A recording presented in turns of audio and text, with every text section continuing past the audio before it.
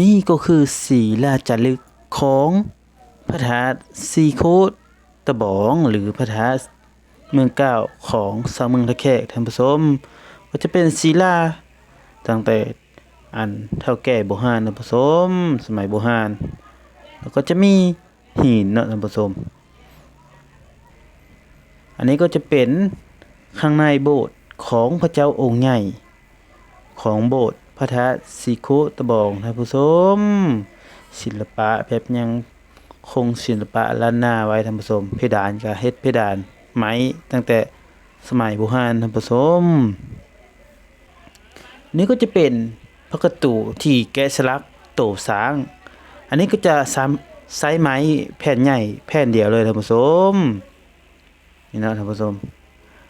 ก็จะเป็นสีมือตั้งแต่เฒ่าแก่โบราณท่านผู้ชม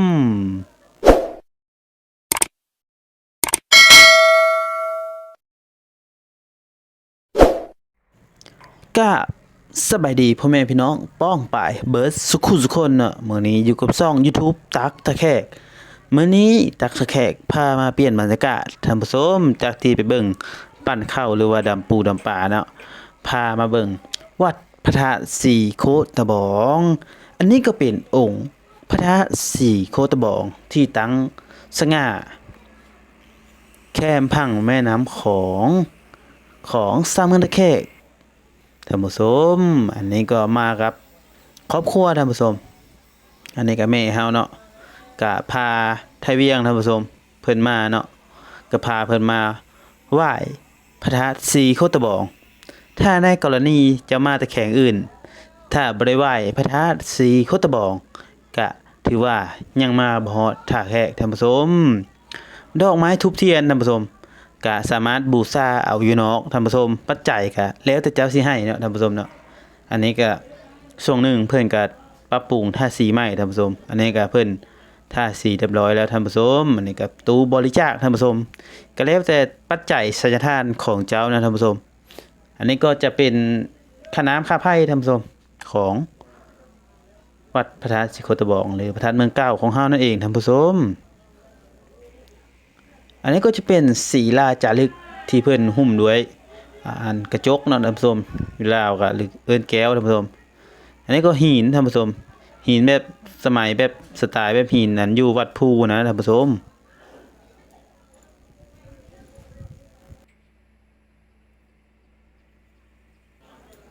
อันนี้ก็จะให้เบิ่งหลายมุมท่านผู้ชมนี่เนาะองค์พระธาตุสีโคตะบองหรือพระธาตุเมืองเก่านั่นเองท่านผู้ชมอันนี้ก็เพิ่นปรับปรุงใหม่ได้ท่านผู้ชมเอ้ยตะกี้มีต้นไม้หลายๆทั้งเทิงเพิ่นจะเอาลงเบิดเลยท่านผู้ชมส่วงเข้ามาท่านผู้ชมอันนี้ก็จะเป็นขั้นไดทางขึ้นท่านผู้ชมเบิ่งเลยท่านผู้ชมความงดงามของสร้างสีมือตั้งแต่กี้ท่านผู้ชมสร้างสมัยโบราณท่านผู้ชมสมัยอาณาจักรลาวล้านช้างหรือว่าล้านนาท่านผู้ชมเดี๋ยวจะพาไปเบิ่งคำถวายพระธาตุสีโคตะบองท่านผู้ชมคำไหว้เนาะหรือว่าคำถวายในกรณีที่เฮาบ่ฮู้จะไหว้ได้ใดท่านผู้ชมเพิ่นก็จะมีป้ายให้ท่านผู้ชม3ทิศท่านผู้ชมเพิ่นจะติดใส่ทุกทางเลยท่านผู้ชมนี่เนาะในกรณีที่เฮาบ่ฮู้คำไหว้เฮาก็สามารถไหว้นี่เนาะท่านผู้ชมพระธาตุได้จะขอแนะนำเนาะทุกท่านที่มาเที่ยวหรือว่ามาชมพระธาตุสีโคตะบองนี้จะขอเรื่องหยังก็ขอได้เนาะแต่เรื่องความรักก็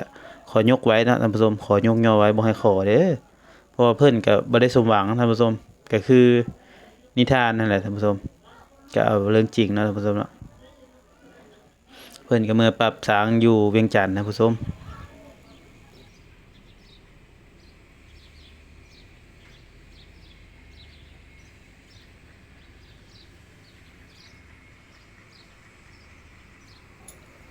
เพิ่นก็ได้เมื่อปราบสร้างอยู่ที่เวียงจันทน์ท่านผู้ชมเนาะเพราะว่าชาวเมืองเวียงจันทน์เพิ่นได้ประกาศหาคนมาปราบสร้างได้จะยกนางเขียวข้อมไหมท่านผู้ชมแต่ว่าบ่เฒ่าเพิ่นบ่มักท่านผู้ชม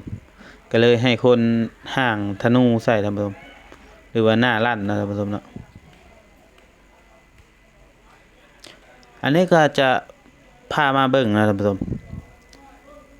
ของโบสถ์อันนี้ก็คือพระเจ้าองค์ใหญ่ของวัดพระธาตุสีโคตะบองเนาะหรือว่าโบสถ์พระธาตุสีโคตะบองพระธาตุเมืองเก่าของเฮานี่เองท่านผู้ชมก็เลยนะท่านผู้ชมผู้เฒ่าบ่มักก็ให้คนมาห่างหน้าเข้าทางหูเก่าท่านผู้ชม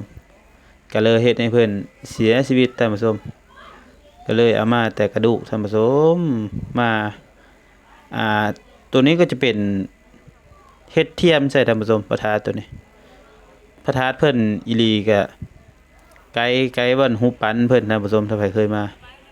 อันนี้ก็จะเอาบ่แม่นแบบกองพวนเดิมนะท่านผู้ชมอันนี้ก็จะแบบเอาธาตุมาแล้วก็เอาแม่นเอาอัฐิเพิ่นมาแล้วก็เฮ็ดเป็นธาตุอยู่นี่แต่ว่ากองพรเดิมเพิ่นจะอยู่ไกลแถวหูปันเพิ่นแหละท่านผู้ชมตัวนั้นก็ศักดิ์สิทธิ์ท่านผู้ชมก็มีคนอยากตัดต้นเปื่อยท่านผู้ชมเมื่อยติดท่านผู้ชมมันบ่ได้ก็เลยยอมท่านผู้ชมถ้าแบบเฮาบ่ได้ขอได้หยังก็บ่สามารถตัดได้เนาะหรือว่าบางหินก้อนหนึงก็ย่าท่านผู้ชมว่างั้นในว่างั้นเพิ่นเฮ็ดบ่นั้นอันจูดล้างเพิ่นนะท่านผู้ชมเฮาจับไปแล้วก็วินหัวตาลายท่านผู้ชมแนมยังบ่เห็นเลยท่านผู้ชมเอ้ยศักดิ์สิทธิ์ท่านผู้ชมอันนี้ธาตุนี้ก็คือเพิ่นบ่ได้เฮ็ดกวมเอาบ่อนเขาเจ้าจุดตะกี้ท่านผู้ชมอันนี้ก็จะเอามาเอาอัฐิขึ้นมาแล้วก็มาเฮ็ดเพื่อแบบมันให้แบบมันอยู่ตามพังน้ำคลองนะท่านผู้ชมแบบให้ต่างสง่าอยู่แค่น้ำคลองท่านผู้ชม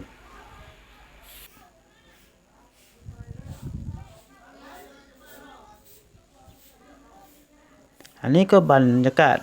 นอกโบสถ์ท่านผู้ชมบัวนี่ก็บัวสมัยตะกี้เลยท่านผู้ชมสมัยแบบดึกดำบรรพ์เลยเด้ยังบ่ได้มีไผแปลงหยังเลยมีแต่ทาสีท่านผู้ชมเพิ่นก็ยังคงสภาพเดิมไว้ท่านผู้ชมอันนี้ก็มุมทางด้านซ้ายท่านผู้ชมปินหน้าไปทางตะวันตกท่านผู้ชมก็จะมีลูกทาสท่านผู้ชมลูกทาสแล้วก็ทาสแม่ท่านผู้ชมอันนี้ก็จะตั้งติดแค่แม่น้ำโขงเลยท่านผู้ชมแค่แม่น้ำโขงเลยสุดท้ายนี้ตักตะแคกก็ขอจบคลิปไว้สำนี้ฝากกดติดตามกดไลค์กดแชร์ทั้งช่อง YouTube ตักตะแคกนี่เด้อพามาเบิ่งบรรยากาศหมู่เฮาถ่ายไว้ท่านผู้ชม